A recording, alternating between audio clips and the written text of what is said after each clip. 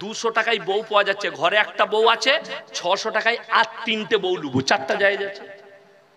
ধারে বউ, নাউজুবিল্লাহ বলেন। যদি বলেন ধারে বউ লিয়া যাবে না, না, শুনেলেন আমার কাছে রাসূল আকরাম সাল্লাল্লাহু আলাইহি সাল্লাম হযরত আলীকে বললেন, আলী তুমি মহারানা নিয়ে এসো, আমার মেয়ের সঙ্গে তোমার বিবাহ দেওয়া হবে। আলীর কাছে পয়সা ছিল না, হযরত আলী রাদিয়াল্লাহু তাআলা আনহু নিজের যুদ্ধের জামাটা মার্কেটে বেচতে গেছেন, সেই জামাটাও কিনেছেন কে? হযরত উসমান গনি রাদিয়াল্লাহু তাআলা আনহু। সেই টাকার দ্বারা দেলমোহর মিটিয়েছে। আর আমাদের দেশে 1 লাখ টাকা দেলমোহর, 200 টাকা নগদ, বাকি বলে 99,800 টাকা ওটা বউকে বলবে আমি ক্ষমা করে দিলাম। কে বললো তোমাকে? 5000 টাকা দেলমোহর করুন, কিন্তু নগদ করবেন। এখন আবার লোকের একটা কায়দা শুরু করেছে আমাদেরকে মৌলবীদিকে বাদ দিয়ে, কি বাদ জোহর সোনার জিনিস দিচ্ছে, আপনাদের দিকে দেয় সোনার জিনিস, নতুন কায়দা দিয়ে দিলেন কিসে? এটা দেলমোহরের বদলে। আপনাদের মহারানা সম্পর্কে জানা আছে? কোন মহিলাকে যদি কেউ বিবাহ করে দেলমোহর দেয়, মহারানা দেয়, সেটা সম্পর্কে জিজ্ঞেস করার অধিকার আর তোমার থাকবে না। সেই টাকা সে মাদ্রাসায় দান করতে পারে, নিজের পেছনে খরচ করতে পারে, মা বাবাকে দিতে পারে, স্বামীকে দিতে পারে, দান করে দিতে পারে, গরিবকে বেটে দিতে পারে। এটার সম্পর্কে জিজ্ঞেস করতে পাবে না। আমার কাছে একটা ডিভোর্স হচ্ছিল, ছাড় হচ্ছে, আমাকে ডেকেছে, সেখানে সব লেনদেন হয়ে গেছে, এরপর সই সাবুত করবে। ছেলের বাপ বলছে যে আমি যে দেলমোহর দিলাম 20,000 টাকা, আমরা তুমি মুখে উচ্চারণ কি করে করলে আমার সামনে? ওই টাকা তো ফেরত পাবে না। সব পাবে, যা লেনদেন করেছো, আংটি দিয়েছো, সোনা দিয়েছো, দেলমোহর ফেরত হয় না। এটা মাথায় রাখবেন সবাই। যদি কেউ বলে দেলমোহর ফেরত দিতে হবে, এর থেকে বড় পাপের কাজ কিছু নেই। একটা নারী তার মা বাপ ছেড়ে তোমার কাছে ইজ্জতকে বিলীন করেছে, তার শরীরকে তোমার জন্য কুরবান করেছে, তার বদলে তুমি তাকে ডিভোর্স দিলে আর তার কোনো অধিকার নাই তোমার প্রতি। ওই দেলমোহর হচ্ছে তার অধিকার। বড় কষ্ট লাগে, দুঃখ লাগে। আপনি ধারে বউ কিনছেন, ধারে দিচ্ছে কেন? মৌলবীদিকে লুবো না। একটা বিবাহর অনুষ্ঠান হলে এই মৌলবীদিকে ডাকুন যে ইসলামী তরিকায় যেন আমার বিবাহ অনুষ্ঠান হয়, সুন্নত তরিকায় হয়। আপনি থাকুন। বেঈমান কাফেরদের আখলাক গুলো ঢুকে গেছে কেন? আল্লাহর হাদিস খুলে দেখলেন, রাসূলের জামানায় মসজিদের ভেতরে নিকাহ হয়েছে, মসজিদের ভেতরে বিচার হয়েছে। আজকে নিকাহ হচ্ছে প্যান্ডেলের ভেতরে। যত হারাম কাজ আমাদেরকে অ্যাটাক করে ফেলে, আমরা বেরোতে পারছি না কেন? বেঈমান কাফেররা ঢুকিয়েছে। বেঈমান কাফের আমার বর্তমানে দেখিয়ে দেবো, মুখে এক মুষ্টি দাড়ি, 5 ওয়াক্ত নামাজ পড়ে, হারামখোর, বাজনার সাথে ঘুরছে বিয়ে, মুসলিমদের বিয়ে। ইমামকে বলুন যে 1000 টাকা বিয়ে পড়ানো দে, তখন বলবে 1000 টাকা কি করতে লাগবে বে, 500 টাকায় হবে না। 500 টাকা, 1000 টাকা দিতে গায়ে বাজে, অথচ হারামখোর 5000 10,000 খরচ করে ড্যান্স করছে, ডিজে বাজাচ্ছে। এদের লজ্জা শরম আছে? যে বিয়েতে হারাম কাজ হবে লেখে নিয়ে যান, তাদের দাম্পত্য জীবন সুখী হতে পারে, তাদের নেক সন্তান হতেই পারে না, তাদের দাম্পত্য জীবন সুখী হবে না। হারাম কাজ থেকে নিজেদিকে বাঁচাবো, জোরে বলুন ইনশাআল্লাহ। বেঈমান কাফেররা কিভাবে প্রমোট হবে শুনেলেন। আজকে যে আমি জলসা করতে এসেছি, আমাকে যদি জিজ্ঞেস করেন আপনার পরিচয় কি, বর্তমান জেলায় বাড়ি, আমি আমার বাপের নাম বলবো না মায়ের? কথা বলে না বাবা? আমি বলবো আমি মওলানা শওকত আলী মাজাহিরির ছেলে। আমার বাবাও বক্তা, অনেকে জানে। তো এইখানে যদি আমি ভাইকে জিজ্ঞেস করি আপনি কে, ই মায়ের নাম বলবে না বাপের? বাপের, যে আমি অমুকের সন্তান। বাবা যদি মারাও যায় তাও বলবে আমি অমুক পাড়ার অমুক গ্রামের মৃত অমুকের ছেলে, ঠিক কিনা? মায়ের নাম কেউ নিবে না। কেন? আল্লাহ তাআলা ইনসানের যে পরিচয় ঘটিয়েছেন ওটা বাপের দ্বারা। জোরে বলুন সুবহানাল্লাহ। মায়ের দ্বারা নয়, বাপের দ্বারা। আপনাদের এখানে ছাগল নেই? ছাগলের ছানা হলে পাঁঠার ছানা বলেন না? ছাগলের গায়ের বাচ্চা হলে ষাঁড়ের বাচ্চা বলেন না? গায়ের। কেন? আল্লাহ জানোয়ারের পরিচয় ঘটিয়েছে মায়ের দ্বারা। একটা জানোয়ার মাঠে যাবে, 5টা পাঁঠা তার সঙ্গে মিলামিশা করতে পারে। কার বীর্য থেকে বাচ্চা হয়েছে এটা আমার আল্লাহ ছাড়া কেউ জানে না। একটা গাই মাঠে চড়তে যাবে, 5টা ষাঁড় মিলামিশা করবে। কার বীর্য থেকে বাচ্চা হয়েছে এটা আল্লাহ ছাড়া কেউ জানে না। তাই জানোয়ারের পরিচয় মায়ের দ্বারা, আর ইনসানের পরিচয় বাপের দ্বারা। হে মুসলমান যুবক, হে শিক্ষিত যুবক যুবতীরা, শোনো, তোমরা যারা পশ্চিমী দুনিয়াকে ফলো করতে চাইছো, তাদের কাছে টেকনোলজি আছে, তাদের কাছে নাসা আছে, তাদের কাছে প্রযুক্তি আছে। আল্লাহর কসম করে বলছি, তাদের কাছে জান্নাতে যাবার কোনো পথ নেই। তাদের পুরো পথটাই জাহান্নাম অধিকারী হবার পথ। শুনে নাও, London, America, German, Japan, Australia, Brazil, New Zealand, আপনার যতগুলো বেঈমান কাফের দেশ আছে, তারা তাদের পার্লামেন্টে পাস করিয়েছে, এরপর থেকে যে যুবক বাঁচবে সে যদি চায় মায়ের পরিচয়ও বাঁচতে পারবে। কেন? তারা একটা জায়গার নাম দিয়েছে রিলেশনশিপ। সেই জিনিসটার নাম দিয়েছে রিলেশনশিপ। এখন যেমন যারা কলেজে পড়ে তারা জানে, আপনারা কতদূর জানেন জানি না, এই বাবাজিরা কলেজে যাই না, আমি অনেক কলেজ স্টুডেন্টের সঙ্গে আলোচনা করে দেখেছি, বর্তমানে কলেজে স্টুডেন্টরা একদিকে বসে, মেয়েরা একদিকে বসে, এই সিস্টেম নেই। কলেজের ভেতরে প্রেম আর প্রেমিকা এক জায়গায় বসে। বর্তমানের কথা বলছি, এত অবস্থা খারাপ। যদি বলেন প্রফেসররা কিছু বলবেন না, ছাত্র সংগঠন আছে। আপনারা জানেন চাইনা টেকনোলজিতে কেন পৃথিবীর মধ্যে এগিয়ে গেল? তার কারণ চাইনাতে ছাত্র সংগঠন নাই। ছাত্ররা আন্দোলন করেছিল, জিনপিং সরকার তাদের উপরে বুলডোজার চালিয়ে দিয়েছিল আন্দোলন করার কারণে। আমেরিকা বললে, এই তুমি ছাত্র দিকে মেরেছো, বলে এই চুপ কর, এটা আমার ঘরের ব্যাপার, এইখানে ছাত্র আন্দোলন করতে দেবো না, আর ছাত্র সংগঠন হবে না। তারা টেকনোলজিতে এগিয়েছে। আর আমাদের দেশে ছাত্র সংগঠন হওয়ার কারণে আরজি করে এই ঘটনা ঘটেছে। ছাত্র সংগঠন হওয়ার কারণে যাদবপুর বিশ্ববিদ্যালয়ের ক্যাম্পে, আপনার সেখানকার হোস্টেলে একটা ছাত্র আত্মহত্যা করে মারা গেল। মিডিয়াওয়ালারা খবর দিচ্ছে, মিডিয়াওয়ালারা ছাপছে যে সেখানকার বাথরুম থেকে নিরোধের প্যাকেট পাওয়া গেছে, সেখানকার বাথরুম থেকে মদের বোতল পাওয়া গেছে, তাদের বাথরুম থেকে সেক্সের ট্যাবলেট পাওয়া গেছে। আমি আপনাকে চ্যালেঞ্জ করলাম, আপনার এই থানায় যতগুলো মাদ্রাসা আছে, একটা মাদ্রাসার আপনার বাথরুম থেকে মদের বোতল দেখিয়ে দেন, সেক্সের ট্যাবলেট দেখিয়ে দেন। আমি মৌলভী শওকত সাহেবের ছেলে মৌলভী ইয়াসিন জীবনে আর সমাজের বুকে বক্তব্য দেব না, এটাই আমার শেষ বক্তব্য হবে। আর জীবনে আমি কোথাও কথা বলবো না, আমি আমার মাদ্রাসায় বসে ক্লাস করব। একটা পাবেন না। কেন? কোরআন আমরা শিক্ষা দিয়েছি, কোরআন সামনে নামানো আছে, সূরা বনী ইসরাঈল, ওয়ালা তাকরাবুজ জিনা ইন্নাহু কানা ফাহিশা ওয়া সাআ সাবিলা। হে নবী বলে দাও তোমার উম্মতিকে ব্যভিচার করা, জিনা করা তো দূরের কথা, যে রাস্তায় হয় সেই রাস্তার ধারে পাশে তোমরা যাতায়াত করবে না। আজকে তারা নাম দিয়েছে relationship. Mobile, Facebook, YouTube, Twitter যাদের কাছে আছে খুলে দেখুন। এক সপ্তাহ আগে, যদিও ফুটবলারটার নাম আমি করব না, একটা দামি ফুটবলার, কোন দেশের সেটা জানি না, সে ফেসবুকে পোস্ট করেছে, সর্বপ্রথম তার গার্লফ্রেন্ড, বিবাহিত বউ নয়, গার্লফ্রেন্ড, তার পেটে বাচ্চা আছে, সে তার ফেসবুকে ফটো দিয়ে লিখেছে যে আমি গর্ভবতী। তারপরে সেই ফুটবলার লিখছে আমার সন্তানের নাম হবে এটা। পরবর্তীতে এই মেয়েটা আবার পোস্ট করছে এই সন্তান তোমার নয়, তোমার সঙ্গে রিলেশনশিপ ছাড়ার পরে আমি অন্য জনের সঙ্গে মিলামিশা করেছিলাম, এই সন্তানটা তার। জোরে বলুন নাউজুবিল্লাহ। হারাম আওলাদ গুলো প্রমোট পাবে যেদিনে মুসলমান অ্যাকসেপ্ট করবে যে হ্যাঁ এই মৌলবীরা কিছুই জানে না, আমরা রিলেশনশিপে থাকবো। রিলেশনশিপে থেকে যে বাচ্চাটা হবে ওই বাচ্চাটা হারাম আওলাদ। আমাদের সমাজে সবথেকে বড় পাপ যেটা ছুটে এসেছে সেটার নাম পরকিয়া। লোকের বউকে নিয়ে পালিয়ে যাওয়া, লোকের বউয়ের সঙ্গে সম্পর্ক করা। তার একটাই কারণ, আপনার বাড়িতে পর্দা নেই, আপনার দরজায় পর্দা নেই, আপনার ফ্যামিলিতে পর্দা নেই, আপনার স্ত্রীর কাছে পর্দা নেই। আর কোরআন বলেছে ওয়াদরিব খুমুরিহিন্না আলা জুনুবিহিন, হে নারী তুমি পর্দা নির্ধারিত করো, তোমরা কোনোদিন ধর্ষিতা হবে না, তোমরা কোনোদিন লাঞ্ছিত হবে না। এটাই ইসলাম বলছি, কোরআন বলেছে। অথচ আপনি ভেবে দেখুন আপনার বাড়িতে ফ্যামিলিতে পর্দা নাই, আমাদের দরজাগুলো খোলা। সকালবেলায় পাড়ার ছেলে এসে বলছে কই গো ভাবি বলে ঢুকে পড়লো, যা বুঝে করো।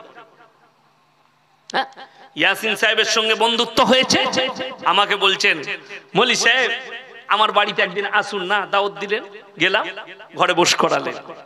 আপনার বউকে ডাকছেন, আরে ইয়াসিন ভাই আমার বন্ধু হয়, তুমি এসো তো, দিয়ে আমার সঙ্গে গল্প। আবার একদিন এসছি, আরে ইয়াসিন ভাই আপনি ভাবির সাথে গল্প করেন, আমি একটু গিয়ে নাস্তা নিয়ে আসি। তো এইরকম যদি আমি এক সপ্তাহ গল্প করতে পাই, তোর বউকে তো এমনি নিয়ে পালাবো আমি। কথাটা বুঝতে পারেননি? যদি বলেন কেন, তুমি তো সর্বপ্রথম হারাম কাজ করেছো। সেই মৌলবীকে জিজ্ঞেস করলেন না যে আপনি পর্দা করলেন না? একটা পর নারী আর পর পুরুষ নির্জনে থাকা হারাম। তৃতীয় নম্বর যে হাজিরি দিবে তার নাম হচ্ছে শয়তান, তার নাম শয়তান। ওই জন্য আমি বলে যাচ্ছি, বাড়িতে পর্দা আনবেন। সকলে জোরে বলুন ইনশাআল্লাহ। আমাদের সমাজের পর্দা কি জানেন? মসজিদে নামাজ পড়তে যাচ্ছে, আবে আমার মতো পরেজগার কেউ নেই, আমি খুব ইসলাম মেনে চলি, হাদিস মেনে চলি।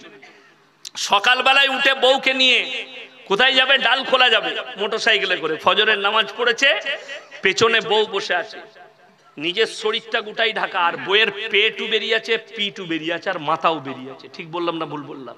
তুমি কি করে নিজেকে মুমিন বলছো? অথচ যাকে ঢাকা দরকার ছিল তাকে খুলে দিয়েছো।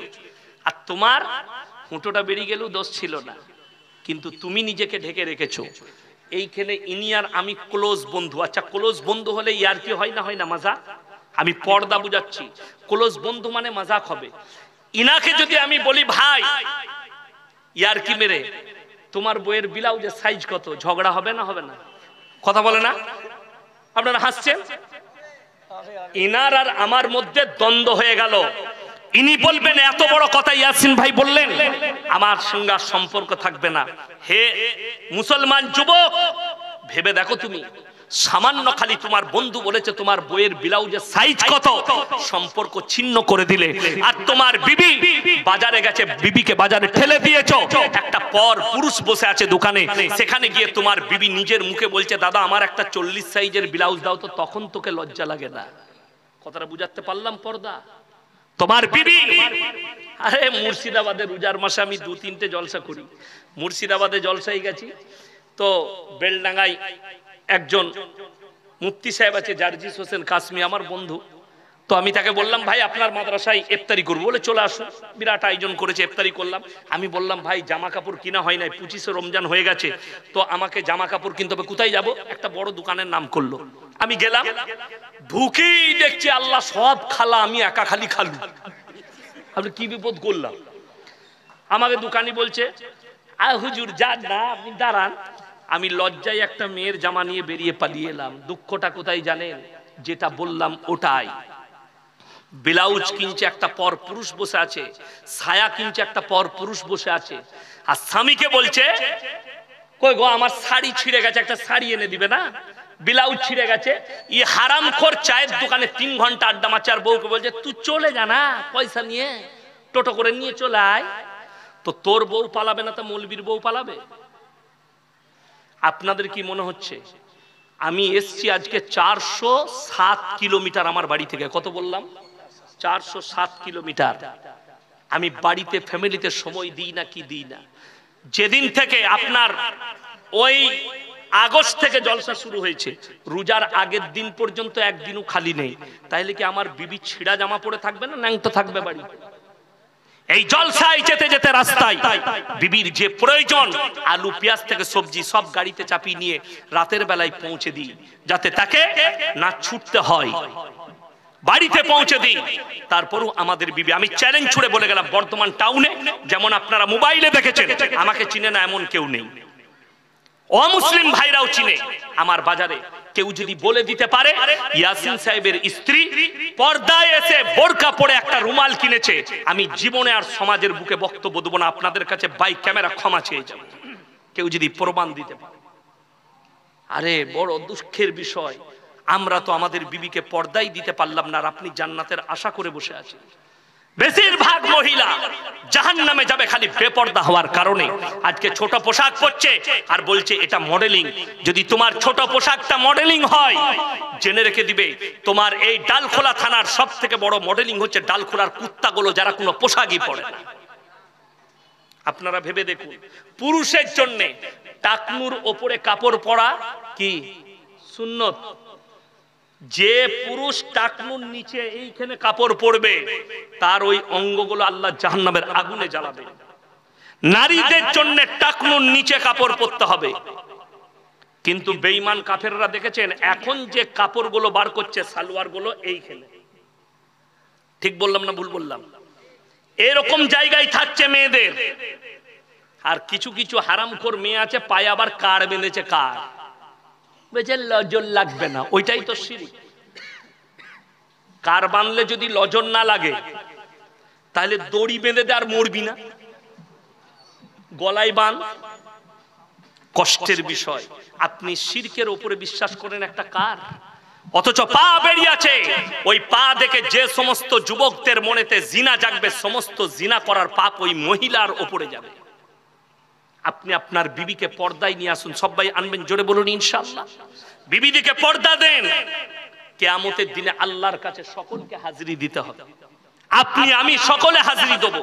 সবাই হাত তুলে বলুন আজ থেকে আমরা ইমানদার হব, জোরে বলুন ইনশাআল্লাহ। ইমানের উপরে টিকবেন। বাড়িতে সালামকে আম করুন। দরজায় যদি আপনি বাড়ির পুরুষ হন সালাম দিয়ে প্রবেশ করবেন, আসসালামু আলাইকুম। আচ্ছা এইটুকু বললে কষ্ট হবে? নেকি হবে না হবে না? নেকি পাবেন। সালাম দেওয়া সুন্নত, উত্তর দেওয়া ওয়াজিব। আপনি সালাম দিলেন, বাড়িতে আপনার মা, আপনার বোন, আপনার বিটি তাদের শরীরের কাজ করতে গিয়ে কাপড় সরে গেলে যখনই আওয়াজ পাবে কাপড়টা ঢাকা নিয়ে নিবে, ঠিক বললাম না ভুল বললাম? কিন্তু আমাদের দেশে দরজায় কিচ্ছু লেখা নাই, হলছে সালামু আলাইকুম ভাবে, আর ভাবির গায়ে কাপড় নেই, ঠিক বললাম না ভুল বললাম? দরজায় লিখে দেন বিনা অনুমতিতে পর পুরুষের প্রবেশ করা নিষেধ। দরজায় লিখুন সালাম দিয়ে প্রবেশ করুন। আপনি বাড়ির পুরুষ হলেও সালাম দেন। আপনার মা, আপনার যুবতী বিটি, আপনার বোন আছে, তারা যেন শরীরের কাপড় ঠিক করতে পারে। সালাম কাম করতে পারলাম না, হে আমার যুবক, তোমার বন্ধুত্ব শেষ করো চায়ের দোকানে, তোমার বন্ধুত্ব শেষ করো খেলার মাঠে, তোমার বন্ধুত্ব শেষ করো তোমার ক্লাবে। বন্ধুত্ব যদি তোমার বিবির কাছ পর্যন্ত যায়, তোমার বিবি পরকীয়ায় লিপ্ত হবে। এটা আমি ইসলাম বুঝাচ্ছি। হারাম নির্জনে একজন পর পুরুষ। আজকে আমার মহিলারা শুনেলেন, পুরুষরা যারা মনে করছেন আল্লাহ কোরআনে বলেছে 18 পারা প্রথম পৃষ্ঠা, কাদ আফলাহাল মুমিনুন, হে নবী প্রকৃত মুমিন কারা? আল্লাযীনা হুম ফি সলাতিহিম খাশিউন। প্রকৃত মুমিন তারা যারা নিজেদের নামাজে যত্নবান, নামাজ পড়েন মনোযোগ থাকে না, ঠিক বললাম না ভুল বললাম? নামাজের নিয়ত বেঁধেছেন, মন কিন্তু টাকায় পড়ে আছে না হেলে বাজারে। আমাদের দেশে তো বেশিরভাগ নামাজি যখন ইকামত শুরু হয় তখন ঢুকে বাজারে দোকান, আল্লাহু আকবার আল্লাহু আকবার আশহাদু আল্লা ইলাহা ইল্লাল্লাহ আশহাদু, তখন ছুটছে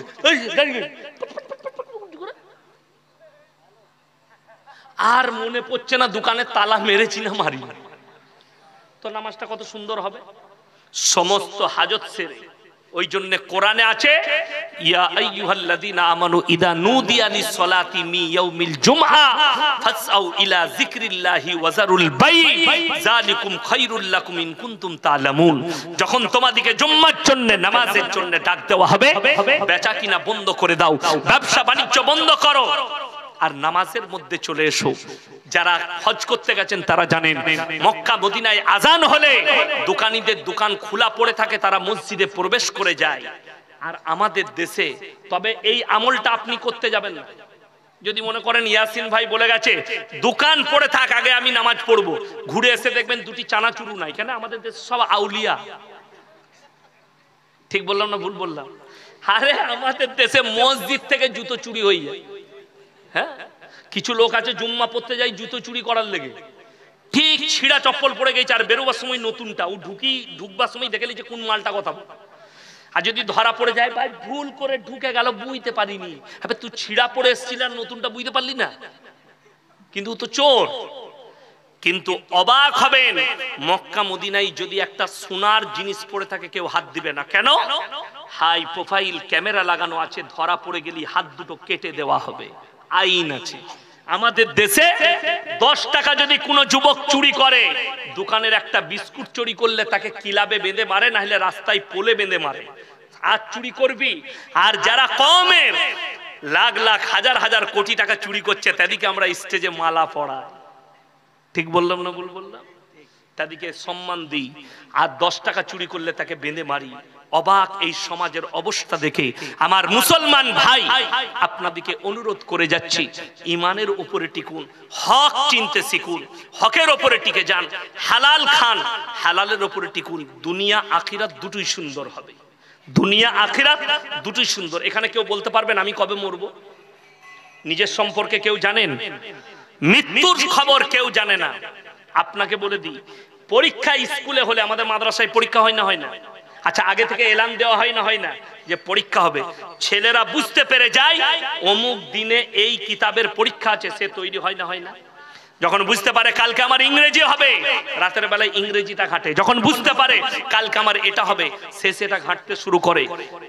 কিন্তু কেউ জানেন যে কবরের পরীক্ষাটা কার কাছে কখন আসবে? এলান আছে, টাইম নেই। জেনে রেখে দিবেন আপনাকে 24 ঘন্টা রেডি হতে হবে পরীক্ষার জন্য।